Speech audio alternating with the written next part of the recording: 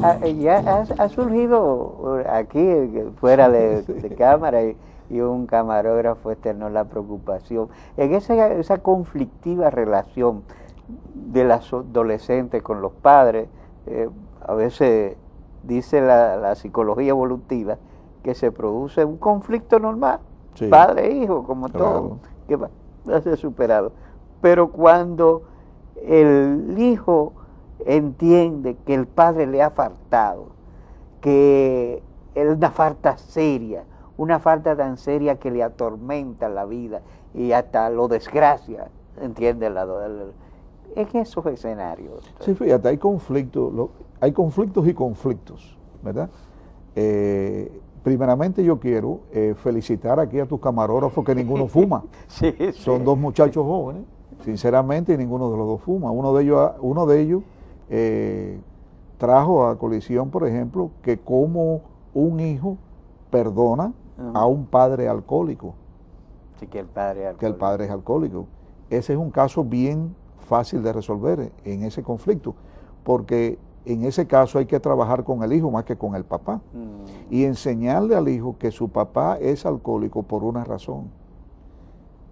Tiene que dolor, tiene que entenderlo. tiene dolor, tiene un problema que él no sabe cuál es, y él ha encontrado en el alcohol el alivio por unos minutos de su dolor.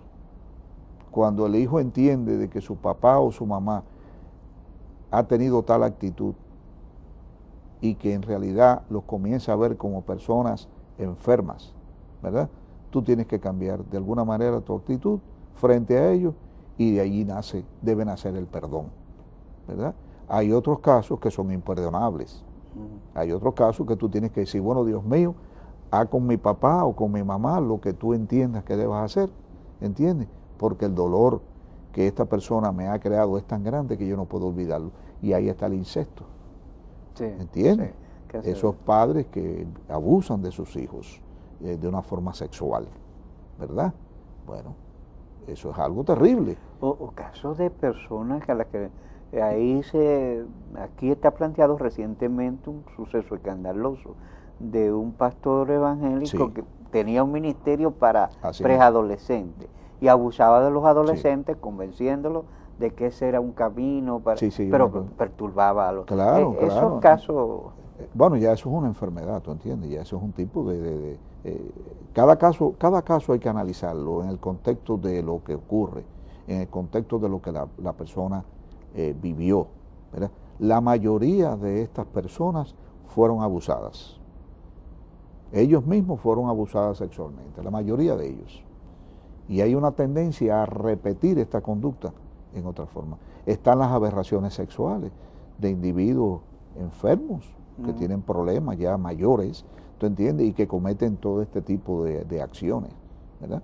Por eso muchas veces tú ves que la población espera ante un caso como este que un tribunal sancione enérgicamente a uno de estos individuos, y cuando tú vienes a ver la sanción, sobre todo en países desarrollados, la sanción no lo lleva ni siquiera a las prisiones, lo lleva a hospitales psiquiátricos, y entonces la gente protesta, pero en realidad lo que se ha demostrado es que esa persona estaba sufriendo de una enfermedad, y que esa enfermedad hay que tratarla.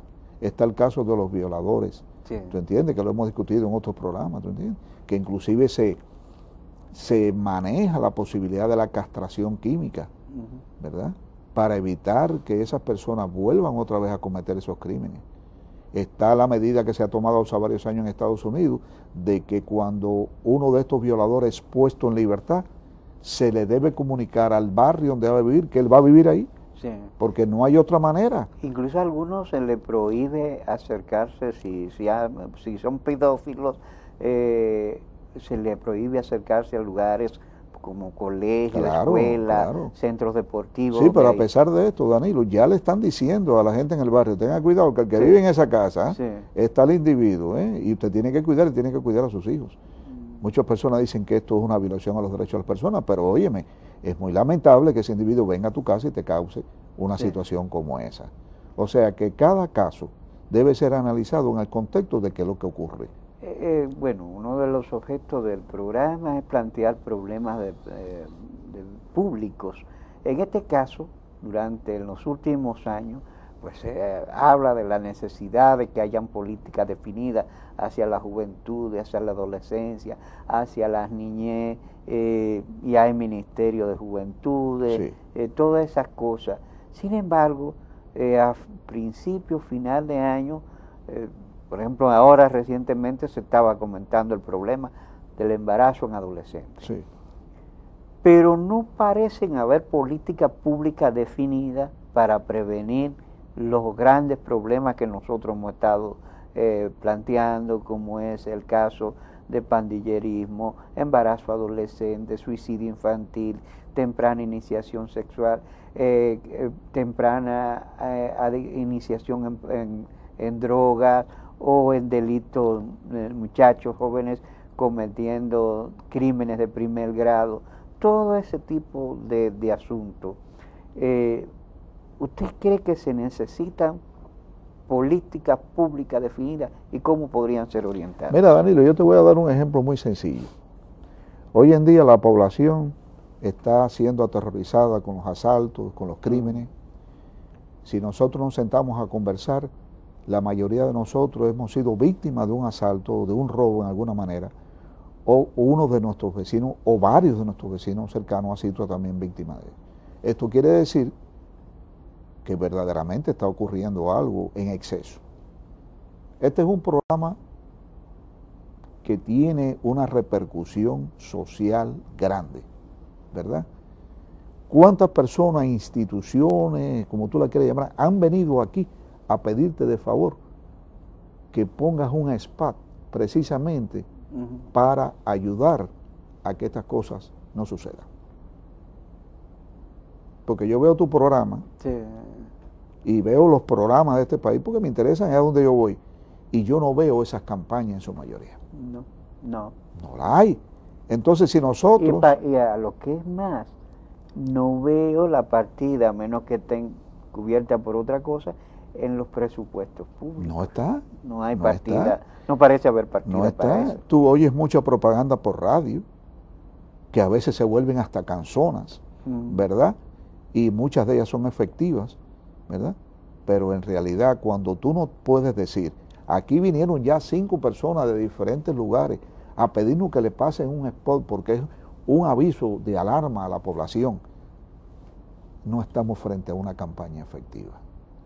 Porque el día que eso surja y te lleguen a ti, tú con muchísimo gusto vas a decir, claro que sí, yo lo voy a pasar, y esto va por mí, ¿verdad? Esto no tiene costo alguno porque esto es para ayudar a mi familia, porque ese es otro problema. La sociedad, nosotros hemos pensado que va a tocar la casa del vecino el problema, que no va a tocar nuestra casa, pero los problemas que están ocurriendo en el país sí van a tocar nuestra casa.